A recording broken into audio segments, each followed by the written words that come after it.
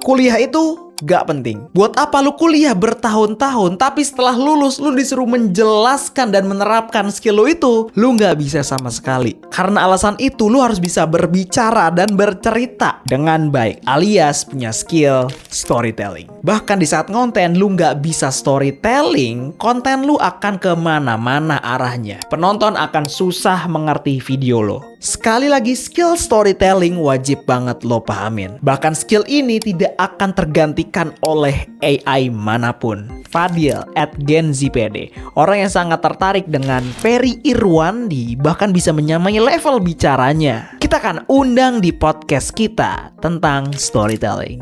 Di sini kita sudah kedatangan 3 orang yang namanya Fadli sama Fadil ya, 2 orang yang berbeda ternyata. Yang mana yang Fadil? Kenapa? Nah, kenapa? MC Fadil, bro. Iya, jadi dia gitu. adalah Genzipd, PD. yang dimana dia storytellingnya bagus banget. Amin. Ya, gue jadi pengen belajar juga sebenarnya storytelling sama dia. Terus kita juga kedatangan Bapak Fadli. Kok bapak? Bapak ya, Bapak dong, kan Bapak kan Iya, udah jadi ayah. iya, oke. Tuh. Jadi itu akan kita bahas juga tuh nanti, ada konteksnya. Oh gitu, oke. Jadi siapa Instagramnya coba? Gua Rinox. Jadi kita di sini bakal parenting ya. Parenting di Bukan. era Iya. content creator. Waduh. Nah, terus yang terakhir ini kita harus menyeimbangi urusan dunia sama Akhirat. Makanya ada content creator juga nih. Waduh. Anwar ini ngebahas tentang Ngaji. ngaji. Assalamualaikum Ustaz. Waalaikumsalam. Ya tanya dulu, dia bisa ngaji ya? Kayaknya gue mau ke dos deh. Wow. Oke, kita langsung aja masuk ke yang pertama nih. Oke. Yang pertama kita fokus dulu membahas tentang storytelling ya. Yes. Lu bertiga kalau misalkan pengen nimbulin silahkan. Tapi gue penasaran banget sama teknik Yes. scripting lu itu yang setiap ada paragraf itu ada efeknya. Itu gimana caranya sebenarnya? Oke. Ini kita bahas yang mana dulu nih? How to make ininya, scriptnya. Efeknya deh. Efeknya itu dari setiap paragraf, kenapa ada efek 1, ada efek 2. Nah, itu sebenarnya buat apa Oke, sih? konten-konten tipografi gitu ya? Bukan, dia Oh, storytelling. gini bro. Iya, tapi ada teks-teks yang muncul-muncul gitu kan? Enggak. Enggak, Oh. lebih ke storytellingnya dia. Oke. Jadi dia nggak mengedepankan visual, oke. tapi ceritanya dia. Itu sih, itu gue menarik banget. Oke, kita bahas tentang efek-efek ya. Ini Yeah. bukan efek-efek sinematik, enggak. Ini adalah salah satu efek yang terjadi ketika kita mendengarkan sesuatu, otak kita tuh terpengaruh oleh efek apa gitu. Contoh, ada beberapa kalimat yang bikin otak itu ketergantungan. Ada beberapa kalimat yang bikin otak itu terpaksa nonton video kita sampai akhir. Nah, contoh, ini analogi paling gampang ketika kita mau bikin skrip ya. Di dalam content creator, di dalam konten itu kan ada 2 jenis konten. Konten yang langsung kita skip, sama konten yang kita tonton sampai akhir. Ya. Nah, kebanyakan dari kita kan cuma nonton video itu, kalau kita skip ya kita skip, kalau kita nonton sampai akhir, ketika udah habis ya kita skip. Padahal, ketika kita analisa lagi, ada loh beberapa efek-efek yang mempengaruhi otak kita sehingga kita tuh mau nonton video itu sampai akhir. Contoh drama Cina. Beneran ya? Ya ini beneran Iya. bro. Drama Cina Drama tuh Cina. emang addicted banget. Betul. Adiksi banget. Ya. Drama Cina. Oke. Oke. Kita mau nonton TikTok. Sebenarnya kita nggak ada niatan mau nonton drama Cina kan? Ya. Ya mau scrolling aja.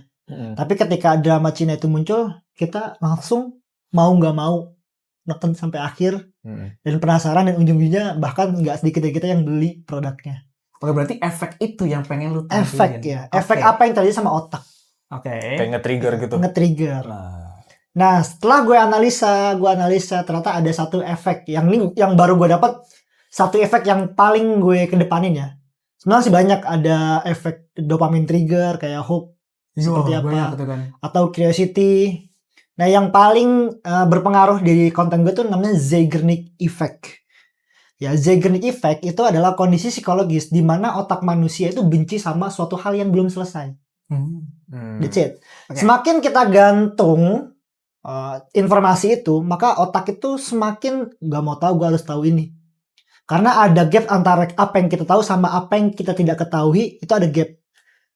Nah, sebenarnya kita tuh bukan niat kita mau nonton video sampai akhir, tapi otak kita yang dipaksa itu untuk nonton video sampai akhir. Ya itu namanya Zeigarnik Effect. Sorry, yang digantung itu Di awal atau yang sampai akhir Nah, videonya? di awal kita pakai yang namanya dopamine trigger.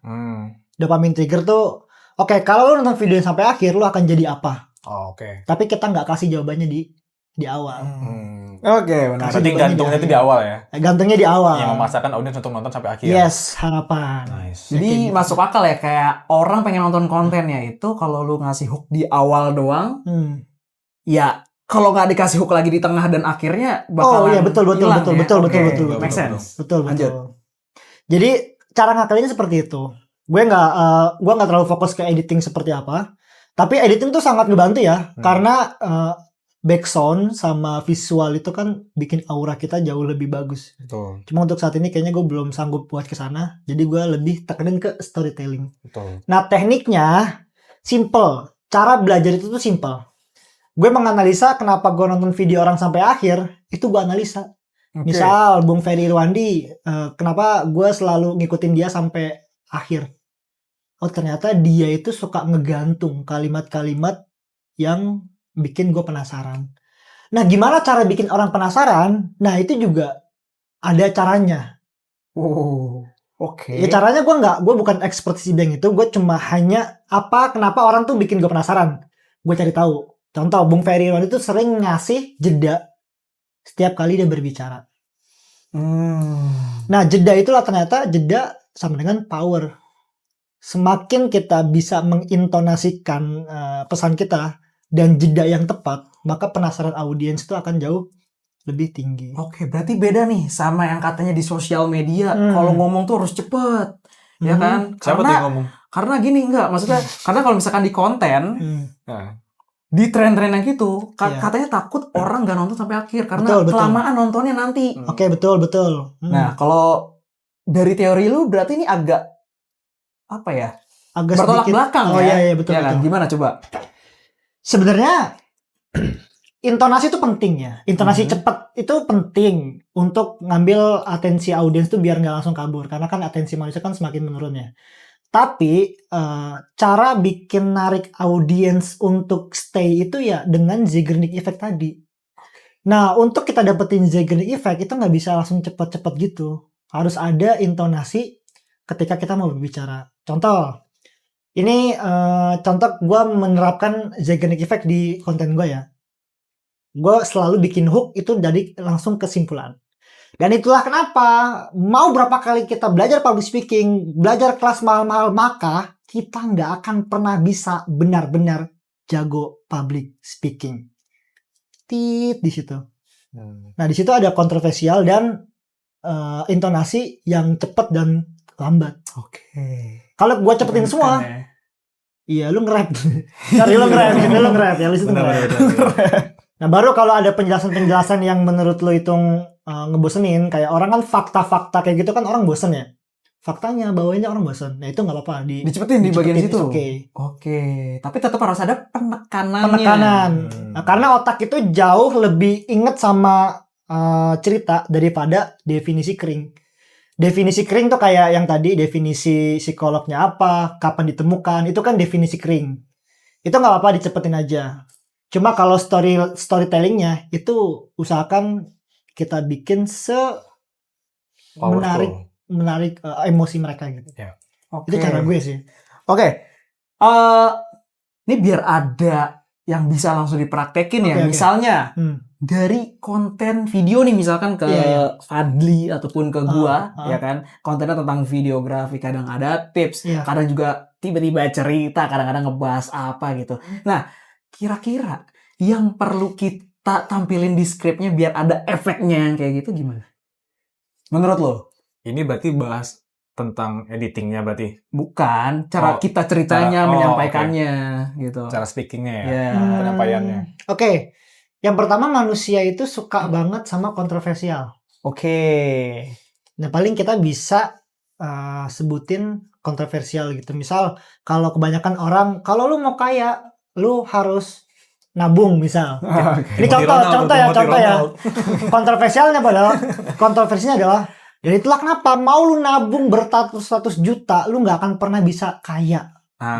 Nge-trigger lah. Kenapa anjir? Nih orang-orang kan nyuruh kita invest. Tapi kini ada satu orang yang nyuruh kalau kita tuh nggak usah invest karena invest tuh nggak ada kayak- orang yang beda sendiri gitu Betul, lah ya. betul. Oke. Kayak Bung Ferry Irwandi, lu pernah mikir gini gak kalau ide itu mahal? Menurut lu ide mahal gak? Mahal. Nah, Bung Ferry Irwandi tuh bikin kontroversi bahwa di hooknya yang mahal idenya. No, itu persepsi yang sangat-sangat salah karena ide itu receh. Nah, kita kan sebagai masyarakat kan mikir kayak Lah beda sendiri dia gitu kan. ide itu betul. emang mahal gitu, Iya. yang mahal tuh idenya. Padahal ide itu sampah. Nah, di situ kan dijelasin sama dia dari mana asalnya ide, muncul ide itu dari otak bagian mana. Ide yang tidak di eksekusi itu malah akan jadi sampah. Nah, di situ baru kalau kita mau nampilin apa yang ada di video, carilah kontroversi di awal ya. Dia melawan mayoritas. Mayoritas itu, Benar. itu naik banget sih. Ya kayak santet. Dia melawan mayoritas. Gue pernah Kayak lihat nggak konten santet sih. kayak gitu dan Anwar pernah pakai. Yang mana? Lu pernah kan? Kontroversi. Iya, Sering untuk lah. awalnya. Nah, lu kemarin itu ngebahas tentang apa sih sebenarnya gue lupa. Yang mana? Yang awal-awal lu langsung kontroversi pakai imam terus lu koreksi bacaannya. Imam. Oh, Imam Mekah gitu ya? Iya, gue lupa. Ya kalau nggak salah Imam Mekah atau Imam Masjidil Haram gitu. Coba lu jelasin tentang konten itu deh. Nah, Apakah sama kayak si Fadil ngomong? Fadil. Fadil lu panggil gua Gen Z aja deh Gen Z. Kebuka, Tuh. ketuker mulu nama kalian mirip anjir. Oke, gimana, Bang? Konsepnya sama, kontroversi. Karena menurut orang Imam Mekah atau Imam Madinah itu bagus banget, ya gua salahin. Ternyata ya nggak sebagus itu. Oke, itu bold sih. Ngeri. Gua angkat tangan gitu. Apalagi pembahasannya ke agama gitu ya kan. Gua- Imam agama gitu. Itu Betul. ngeri sih. Gua angkat jujur. tangan sih, gua angkat tangan. Ya lanjut. Ya, Ya. kenapa lu kayak tiba-tiba lu pengen mengkoreksi imam gitu. Tapi ya nggak semuanya. Balik lagi. Berarti di dalam konten itu lu bedah juga. Ya dibedah juga sama aja ujung-ujungnya. Iya. Dikasih tahu di ujungnya yang mana yang benernya. Oke. Oke. Terus lu menghadapi komen-komennya gimana?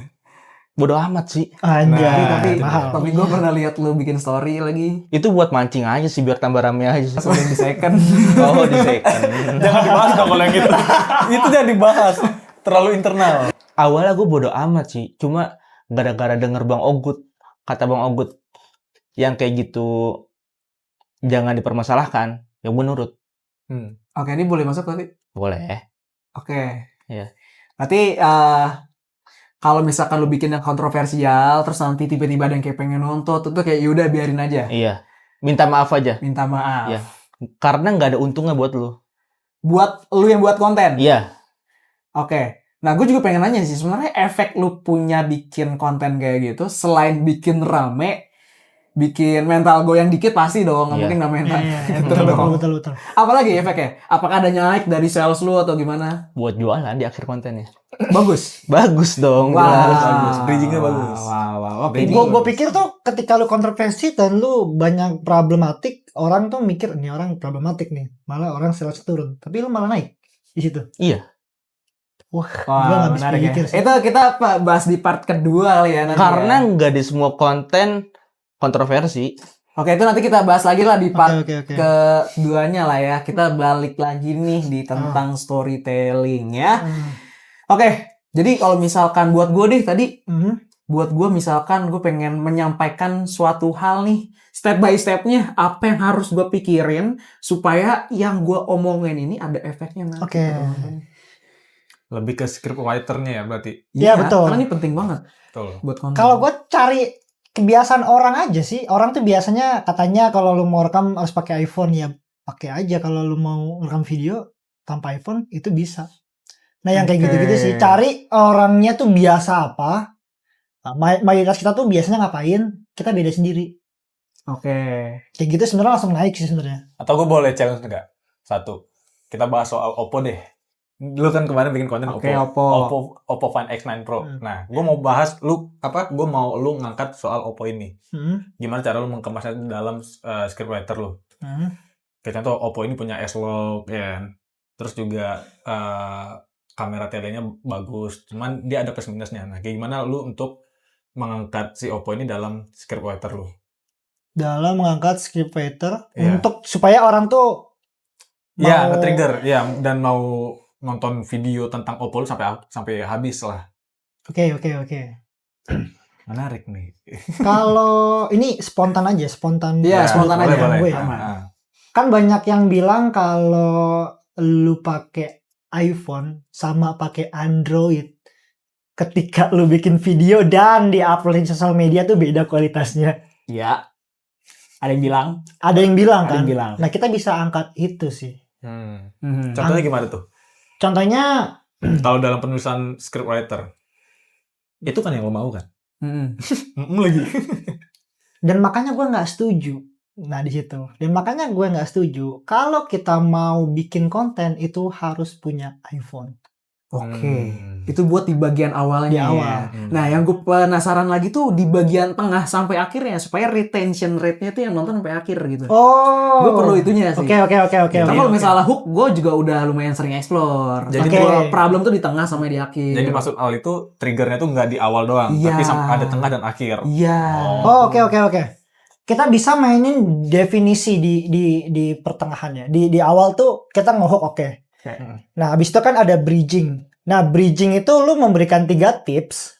Cuma tips yang ketiga itu lu kasih pertanyaan di akhir. Contoh gini. Ini contoh gua sebagai public speaker ya, belajar public speaking. Oke. Gua tuh nggak setuju kalau ada yang bilang belajar public speaking itu dimulai dari belajar berbicara.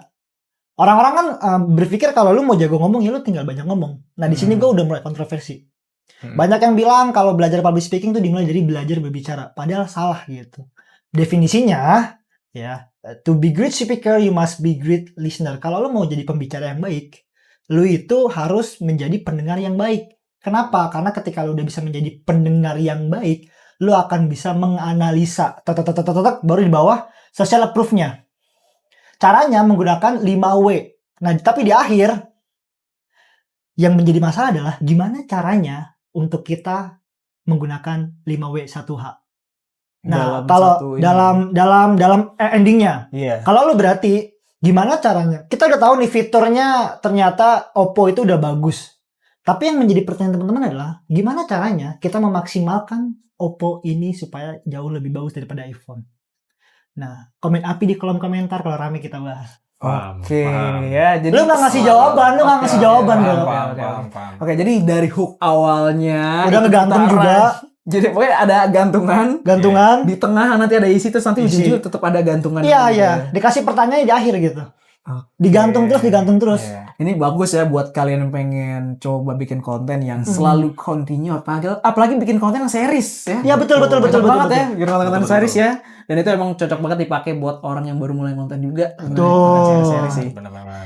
Paling gini, gue bisa ngasih tambahan nih, misal. Oke. Contoh kita mau bikin 3 tips jago public speaking. 3 tips jago public speaking. Tapi di call to action-nya, oke, yang menjadi pertanyaan adalah apakah cukup dengan 3 tips ini? Komen api di kolom komentar kalau rame kita bahas. Damn. Damn. Keren sih. Jadi lu udah kasih 3 tips tapi lu malah ngeragukan tips lu itu. Betul. Oke, itu organik Keren, sih. keren. Organik bikin orang pengen stay nonton lu lagi daripada lu suruh follow. Iya. Follow kan kayak oke follow, belum tentu juga gue mau buat Betul, apa. betul. Jadi nggak ada alasannya kalau Oke, misalkan itu oke. ada alasannya kan. Wah, Tapi lu tip konten Mantap. call to action buat follow juga nggak? gue gantung lagi. Gantungnya itu bukan yang penasaran, tapi kayak tips kelar udah. Nah, mungkin problem gue di situ sih sekarang. Oke. Ya, jadi kayak gue udah ngasih hook, tips. Sama sih. Tips udah kelar. Benar. Nah, tapi Gak ada yang bikin harus lu gantung lagi di akhir. Iya, harusnya gue Iya, lu ngasih tips. insight sih. Nice. Tapi kan tadi baru 3 tips doang ya. Kira-kira Ya, benar. kurang nggak? Oke. Komen api di kolom komentar. Nah, orang tuh kalau udah komen api, berarti orang udah penasaran. Lu dapat engagement di situ, dan lu udah auto follow mereka. Karena penasaran nice. akan Betul, konten setelahnya. betul, Jadi lu betul. dapat 2 engagement. Dapat save, dapat komen, Iya. sama dapat follow. Even dia nggak follow saat nanti kontennya muncul lagi, dia bakalan kayak, oh ini yang kemarin nih. Iya, betul. Kalau Iya, follow keren, doang keren, kan keren. nggak ada komen, kayaknya kurang masuk engagement ya. Tapi kalau udah komen, berarti kan dengan dia udah komen, dia tuh udah pengen mau tahu yang series setelahnya. Dan karena dia nggak mau ketinggalan series setelahnya, ya dia akan follow di situ. Dapat 2, bro. Gitu sih. Tapi ini sering lu praktekin nggak yang gantung-gantung ini? Untuk beberapa case ya, Kalau itu di luar jualan. Iya. Kalau masih. mau nyari engagement ya gue pakai itu. Sering sih. Berarti Diterapin konten-konten lu yang udah juta-jutaan itu pakai itu kah? Iya. Gue pakai itu 4 video, Oke. 3 bulan 111.000 followers baru. Oke, kencang Gokil. banget 4 ya. video. Tapi itu ilmu baru juga sih dari gua. Keren sih, keren. Ya lu juga nih, lu kan bikin Bener-bener. konten video ya. Betul. Video tuh biasanya kita terlalu fokus sama Teknikal. teknisnya, Iya, betul. warnanya.